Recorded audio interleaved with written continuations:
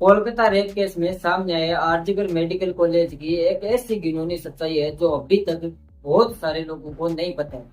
और ये घिनौना सत्य पूरे देश और स्पेशली बंगाल की व्यवस्था पर एक बहुत बड़ा सवाल खड़ा करता है। 8 अगस्त का ये रेप एंड मर्डर केस वैसे तो पूरे इंडिया भर में काफी ज्यादा हाईलाइट हुआ, लेकिन उससे भी कड़वी दबाई गई सच्चाई ये है कि इस हॉस्पिटल में ये घिनौना कार्य कोई पहली बार नहीं हुआ है। RG Kar medical college and hospital में ऐसी 6 मौतें और हो चुकी, जो कि हॉस्पिटल ने इसी केस की तरह सुसाइड बताकर दबाने की कोशिश की थी। विक्टिम के पिता का ये सीधा आरोप है कि ये पूरा क्राइम सेमिनार हॉल में तो हुआ ही नहीं था। हत्या करने के बाद बॉडी को तो बस वहां पे रख दिया गया था। और जितनी भी कहानियां आपको न्यूज मीडिया में सुनने को मिल रही है, ये सारी की सारी आपको असली क्राइम से दूर ले जाने की कोशिश कर रही है। पूरा का पूरा फोकस और अटेंशन है वो उस रेपिस्ट पर डालने की कोशिश कर रही है, जबकि आरजीकर हॉस्पिटल का इस क्राइम में सबसे बड़ा हाथ है। यह आरोप सीधे तौर पर विक्टिम के पिता और कई सारे डॉक्टरों ने लगाया है। और तो और यह आरोप भी लगाया जा रहा है कि उस हॉस्पिटल में एक सेक्स रैकेट चल रहा था। वहां पर इलीगल ऑर्गन्स की ट्रैफिकिंग की जा रही थी। और तो और वहां पर बहुत ही ट्विस्टेड किस्म की पोर्नोग्राफिक फिल्मों की शूटिंग तक होती थी, जिसमें ड्रग्स रैकेट, सेक्स रैकेट या सेक्स एक्सप्लॉयटेशन ऐसी बहुत सारी चीजें आ रही हैं। लेकिन क्योंकि विक्टिम को हॉस्पिटल के इन सारे इलीगल धंधों के बारे में पता चल गया था, इसीलिए उसको रास्ते से हटाना जरूरी था, इसलिए उसकी जान ले ली। आरोप तो ये भी लग रहे हैं कि संजय रॉय असली आरोपी है ही नहीं, वो तो सिर्फ बलि का बकरा है जिसे हलाल करने के लिए आगे कर दिया गया, ताकि जो बड़े मगरमच्छ है उनको बचाया जा सके। और फिर आरजीकर कॉलेज का जो प्रिंसिपल है संदीप घोष, उसके ऊपर भी एक सख्त की सुई लटक रही है, क्योंकि इस केस के जस्ट 3 दिन बाद उन्होंने हॉस्पिटल से रिजाइन कर दिया और उसके कुछ घंटों बाद एक पास ही के दूसरे हॉस्पिटल में उन्हें जॉब मिल गई। और आखिर में सबसे बड़ा इल्जाम लग रहा है वेस्ट बंगाल की सीएम ममता बनर्जी और उनकी पार्टी टीएमसी। आज पूरे देश की जनता ममता बनर्जी से बहुत ही ज्यादा खुश है। लोग उन्हें इस्तीफा देने तक को कह रहे हैं, क्योंकि उनका मानना है कि संजय रॉय और प्रिंसिपल संदीप घोष टीएमसी के खास आदमी हैं और ये सब कुछ सिर्फ और सिर्फ टीएमसी के कुछ खास लोगों को बचाने के लिए किया जा रहा है, ममता बनर्जी की सत्ता को बचाने के लिए किया जा रहा है। अब असल में विक्टिम के साथ हुआ क्या है, कौन है इसके पीछे का मेन आरोप? क्या वाकई में हॉस्पिटल जिम्मेदार है? क्या वाकई में सरकारी हॉस्पिटल में इतने सारे इलीगल धंधे चालू थे? और अंत में क्या ममता बनर्जी एक औरत होकर एक लड़की के साथ हुए इतने घिनौने कार्य को सिर्फ अपनी सत्ता बचाने के लिए दबाने की कोशिश कर रही है? चलिए जानते हैं इस पूरे मामले की असली सच्चाई क्या है। जो हमने इस मामले पर रिसर्च किया है, इस कहानी में जितने भी किरदार शामिल है, उन सब के अतीत को पढ़ करके मैं आपके सामने कुछ ऐसे प्रूफ्स रखूंगा जो ये क्लियर कर देंगे कि कोलकाता रेप केस कोई इकलौता अपराध नहीं है, बल्कि ये उस हॉस्पिटल में चल रहे एक बड़े क्राइम के नेक्सस का एक सिर्फ और सिर्फ छोटा सा केस है। तो जैसा कि हम सब जानते हैं कि 8 अगस्त को कोलकाता के आरजीकर मेडिकल कॉलेज में एक 31 साल की पीजी ट्रेनी डॉक्टर की बॉडी वो सेमिनार हॉल में मिलती है। उनकी आंखों में चश्मे का कांच गड़ा हुआ था, दोनों पैर राइट एंगल्स पर थे, उनका कॉलर बोन तक टूट चुका था और शरीर और चेहरे पर बहुत ज्यादा घावों के निशान थे। उनके शरीर पर कपड़े भी नहीं थे। 8 अगस्त की सुबह उनके परिवार वालों को हॉस्पिटल की तरफ से कॉल किया जाता है और कहा जाता है कि आपकी बेटी ने सुसाइड कर दिया है। तो लोग बोल ही दिया जो आपका लड़की सुसाइड कर दिया, आप लोग जल्दी आइए। जिस बॉडी को देखकर कोई भी एक झटके में ये बता देगा कि ये रेप एंड मर्डर केस है, उस हॉस्पिटल ने आत्महत्या बताकर दबाने की कोशिश की, लेकिन फिर पूरे देश में प्रोटेस्ट शुरू हो गए।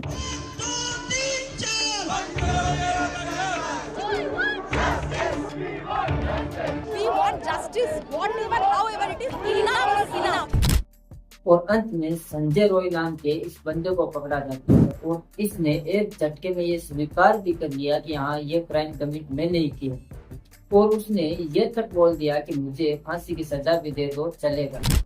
अब यहाँ तक की कहानी को सुनकर आपको थोड़ा बहुत भी अजीब नहीं लगे? अब हालांकि सबसे परेशानी की बात तो ये है कि ये केस आरजीकर मेडिकल कॉलेज में कोई पहला केस नहीं है। इससे पहले इसी हॉस्पिटल में 6 और लोगों की लाशें बहुत ही रहस्यमय हालात में पाई गई थी। सौमित्र दास नाम के एक स्टूडेंट का मर्द शरीर उसके हॉस्टल रूम में पंखे से लटका हुआ मिला। फिर मैनेजमेंट ने बड़े ही सरलता से इसे सुसाइड बताकर रातों रात दबा दिया। लेकिन सौमित्र के परिवार ने यह आरोप लगाया था कि उसके बेटे की सरासर हत्या की गई है।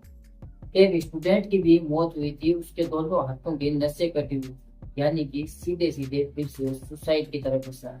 और फिर 2016 में आरजीकर मेडिकल कॉलेज के एक प्रोफेसर के घर से उनकी सीवियरली डिकम्पोज बॉडी मिली। साल 2020 में एक और 25 साल के जूनियर डॉक्टर ने आरजीकर मेडिकल कॉलेज की बिल्डिंग से कूदकर सुसाइड कर लिया। और तो और जस्ट पिछले साल 2023 में एक 23 साल के यूट्रेन की भी डेड बॉडी मिलती है। Reason drugs overload. अब इन सारे मामलों में ना 2 बातें हैं वो बहुत ही कॉमन है। पहला आरजीकर मेडिकल हॉस्पिटल और दूसरा ये सारी मौतें काफी अननेचुरल और बहुत ही रहस्यमय तरीके से हुई और हॉस्पिटल ने हमेशा सुसाइड बोलकर दबाने की कोशिश की। अब इन मौतों के पीछे सबसे बड़ा जो एलिगेशन लगाया जा रहा है वो है by union minister Sukanta Majumdar. उन्होंने बताया कि उनको डॉक्टरों के व्हाट्सएप ग्रुप में से कुछ ऐसे चैट के स्क्रीनशॉट्स मिले हैं जिससे यह पता चलता है कि आरजीकर मेडिकल कॉलेज में बड़े लेवल पर ड्रग्स और सेक्स रैकेट चल रहा है।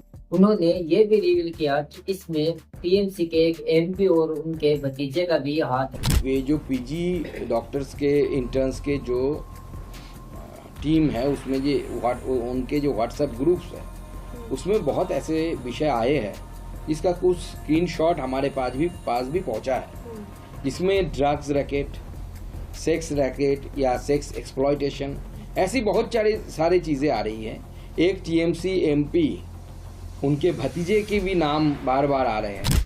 अब ऑफकोर्स हमारा काम तो रिसर्च का ही है, तो अब इनके आरोपों पर हम सीधे अंधों की तरह विश्वास तो कर सकते नहीं है, क्योंकि ये बंगाल के ओपोजिशन पार्टी के सदस्य भी है। तो हो सकता है कि ये सिर्फ राजनीतिक दुश्मनी के चलते ये सब कुछ बोल रहे हैं और इसीलिए हमने रिसर्च करना शुरू कर दिया और हमें हमारी रिसर्च में कई ऐसे सबूत मिले जिनके बाद ऐसा लगता है कि हाँ वाकई में इस हॉस्पिटल में इलीगल एक्टिविटी चल रही है। 2001 का सौमित्र दास वाला केस आपको याद है, जिसका शरीर उसके हॉस्पिटल रूम में लटका हुआ मिला था। उसे आत्महत्या बोलकर बंद कर दिया गया, लेकिन सौमित्र दास के परिवार वालों का यह कहना था कि उसके बेटे की सरासर हत्या की गई। और अगर आप चितपुर पुलिस की जांच रिपोर्ट देखोगे तो उसमें साफ साफ लिखा है कि सौमित्र की बॉडी के साथ फाउल प्ले किया गया।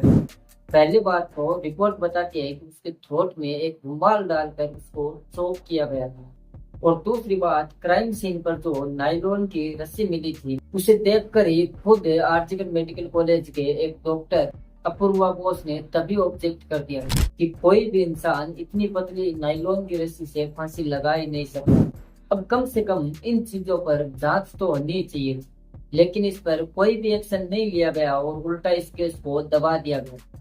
इस केस के बाद कॉलेज के कई सारे स्टूडेंट्स ने मीडिया इंटरव्यूज में कहा कि कॉलेज में एक सेक्स रैकेट चालू है जो काफी लोगों को पता है, लेकिन सौमित्रा के केस में जो हुआ था उसकी वजह से सौमित्रा की जान चली गई, क्योंकि उसकी जीएफ इस रैकेट की विक्टिम बन चुकी थी, जिसे बचाने के लिए वो रैकेट को पब्लिकली एक्सपोज करने वाला था और इसीलिए उसकी हत्या कर दी गई। इस वीडियो का अगला भाग है वो आपको जल्दी देखने को मिलेगा, क्योंकि मेरे पास थोड़ा टाइम कम है, इसीलिए मैं इस वीडियो को 3 पार्ट में वो आप लोगों के लिए लेके आऊंगा। अगर आपको ये वीडियो पसंद आता है तो लाइक कीजिए, चैनल को सब्सक्राइब कीजिए और अपने दोस्तों के साथ वो वीडियो को शेयर जरूर कीजिए। वीडियो देखने के लिए आप सभी का बहुत बहुत धन्यवाद। जय श्री राम, जय सनातन धर्म की हर हर महादेव।